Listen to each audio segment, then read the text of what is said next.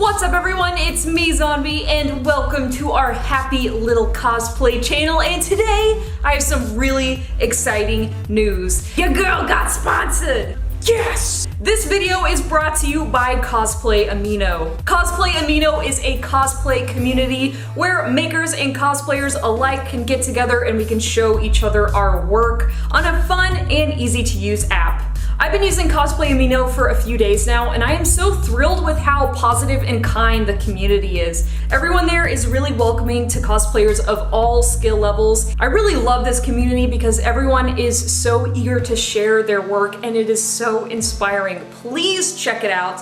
Find me, my name is Zombie, same as my YouTube handle. And let's hang out, like each other's pictures and comment, and it's gonna be a good time. I would love it if you guys join the Cosplay Amino community. It's easy to use, it helps support my channel, and it's free. And I can't wait to see you guys there. Today we're gonna be making some Crusader leg armor from Diablo 3. If you're interested in the tools and materials I used to make these, I'm gonna link every single thing I used right down below so you can get out there and make something cool of your own. So if you want to learn how to make some cool leg armor for a future project you're going to be working on, or if you just want to see how I made these, then keep on watching. First, I'm rolling out some pattern paper, cutting it down to size, and folding it in half. Folding the pattern paper in half means I only have to sketch one half of my pattern. I'm also using some weights to hold down my paper so it doesn't curl up while I'm drawing on it. I'm looking at my reference picture and sketching the center details of my thigh armor. I'm also drawing these little cross details that go on either side of the thigh. This part is really small, so I'm making sure to put it somewhere safe so I don't lose track of it while working on the rest of the pattern. Now I'm cutting out my center details piece by piece. I'm starting with the details because they're the most complex and they're going to be featured right in the middle of my thighs. Making sure that these parts are proportionate now will save me a lot of time later. I'm transferring my pattern twice onto some 6mm foam using a metallic marker. Since there are so many curved bits on this part, I'm using a small X-Acto blade to cut everything out.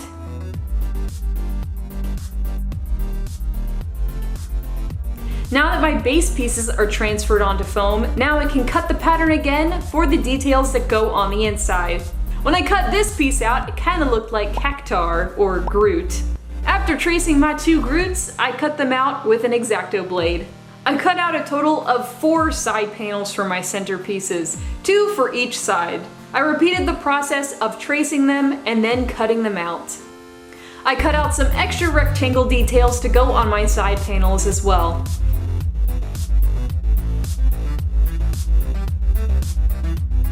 I used super glue to glue the side panel parts together. And here's my cat telling me it's time to take a break. Whenever I'm working on something, she comes over and lays down right in the middle of my workspace. I always feel so bad when I have to move her. I mean, look at this little silver potato. She is so cute.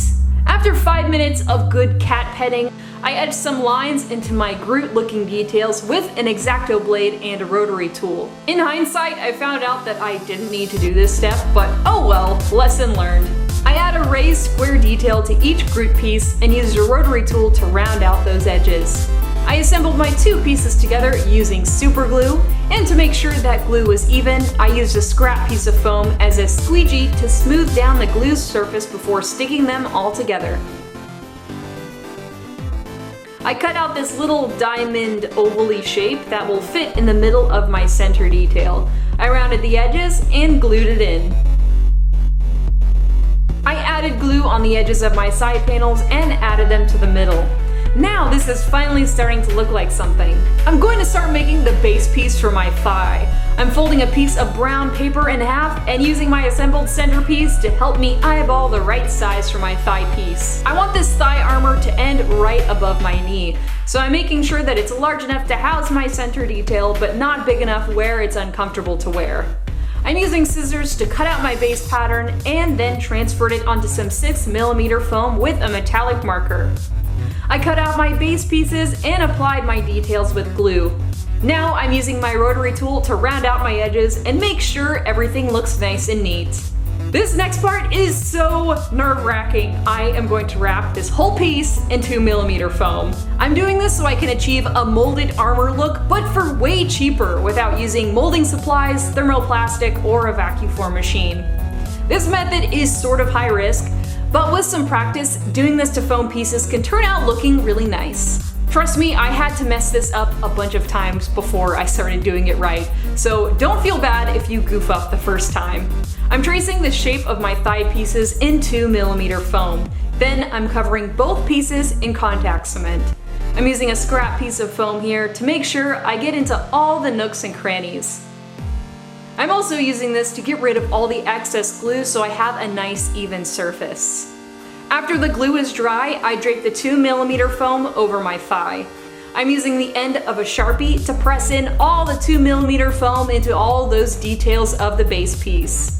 I'm taking my time here and making sure I press all the foam together. I repeated the same process on my second thigh piece.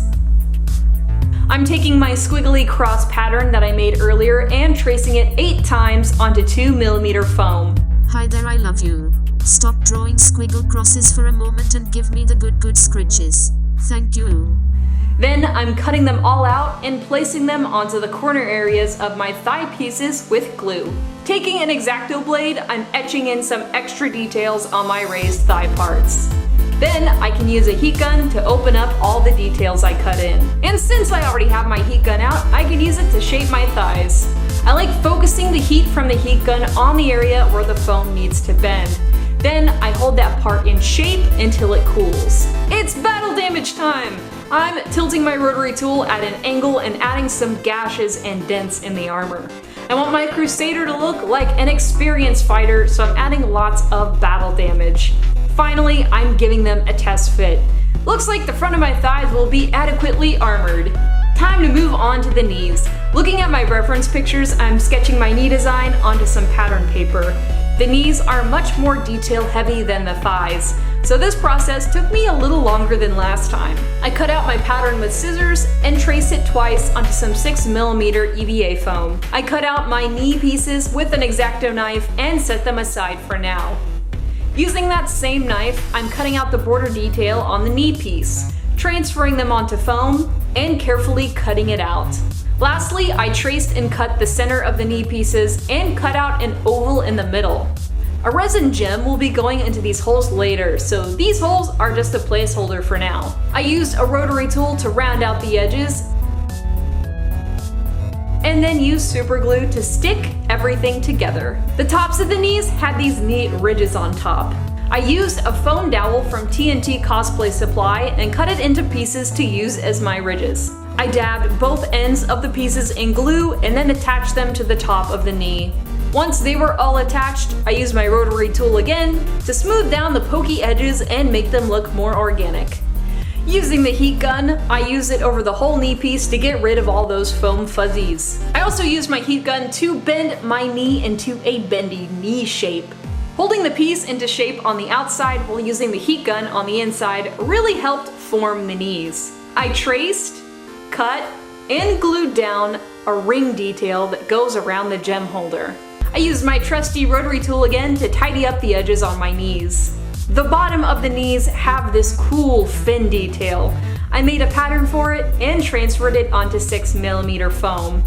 I added the raised details in 2mm foam and attached it to the base piece using contact cement. Now that my knees are constructed, I can give them the same battle damage treatment as I did with the thighs. And ta-da! My Crusader legs are all done. These parts will be attached to my final costume with Velcro for convenience. I'm ready for monster fighting and demons and the undead and all that good stuff. Every week I ask you guys to show me what you're working on because seeing your work just inspires me so much. It really makes my day. This week's featured makers include Alyssa Page, 17. She made this lovely Mercy headpiece, which looks incredible so far. Miraculous Lollipop on Instagram made this really awesome armor build. She looks so fierce. Miguel from Facebook made this awesome Viking sword and shield. It looks fantastic. Looks like it's made out of wood. Super cool. And finally, Nazgarang made this breathtaking Trico soft sculpture. Yes, Those are individually airbrushed feathers that were all applied to the sculpture. It is just breathtaking. I would love it if you guys showed these makers lots of love. If you'd like to be featured as a Maker of the Week, I would love to see what you're working on. Go ahead and choose your social media of choice and show me what you're doing. I love seeing what you guys are working on. It's so inspiring. It totally makes my day. So thank you in advance for showing me all the cool stuff you're working on. Thank you guys so much for watching, and big thanks again to Cosplay Amino for sponsoring this video, and I'll see you guys again next week. Bye everyone!